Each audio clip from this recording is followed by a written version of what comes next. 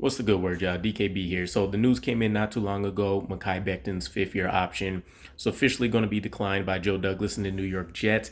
And unless you've been under a rock, this really shouldn't be a surprise to anybody. But I still did have a sliver of hope that potentially Joe Douglas would extend the fifth-year option and see if there's any shape, form, way we can get some consistent availability out of Mekhi Becton, because that's really his biggest hurdle in front of him. If he stays on the field, I strongly believe you're looking at an all-pro potential tackle, Pro Bowl, effectively being, his floor.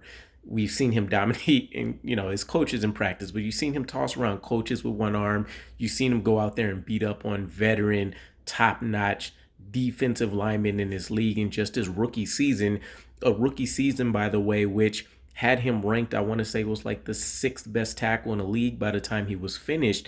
Of course, a lot of that was based on potential, but his rookie year still had a lot of flaws, and the tape looked really, really good. So there's good and bad with this, right?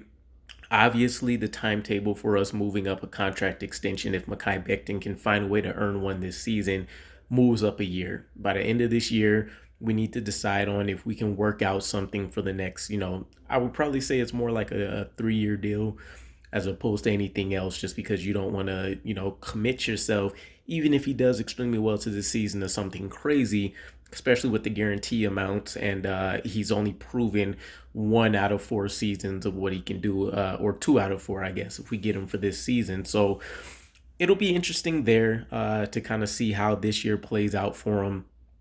But yeah, I don't know. Mekhi Becton's been an enigma for a very long time. Joe Douglas is a guy, he's proven here more recently that he has no problem moving on from some of his draft picks, but you definitely feel like he has strong ties to it. And this being his first draft class, one that is very much so underwhelmed people, 3 years down the line, which is when people say you should generally grade them. Mekhi Becton being his first pick, you gotta imagine he wants to find any and every way possible to make this one work.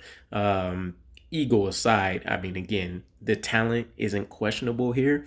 It's all about the availability for him. So things look great for him. Obviously, he's been taking his life much more seriously in his NFL career, whether that be due to the kid, whether that be just understanding his dreams, or pretty much on the brink of being tipped into the trash.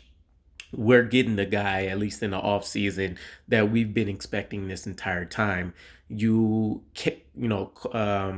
that with the fact that we're bringing in Aaron Rodgers.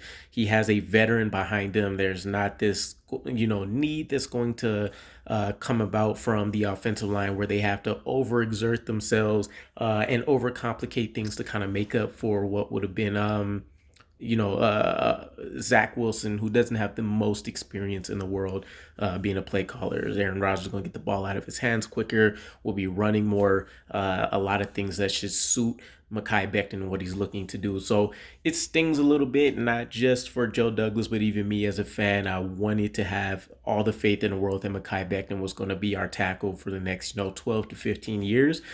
But he's looking a lot closer to, like a Billy Turner that we signed than a Shaw Ferguson. So hopefully this season can turn his career around. But as of right now, he's kind of going to be walking on pins and needles, and he's going to need to have a hell of a season this year to put a strong sense of urgency in Joe Douglas this offseason to commit to him for the next couple of years. And then maybe he can see one of those big payouts that you would generally expect from a tackle. But let me know what your guys' thoughts are with Mekhi Becton. Should we cut bait after this season and not even take the risk of a guy who's only been able to play in one game the last couple of years? Or is he worth the effort if we can see him stay productive and available for the majority, if not all of the season? And I'll catch you guys again. Peace.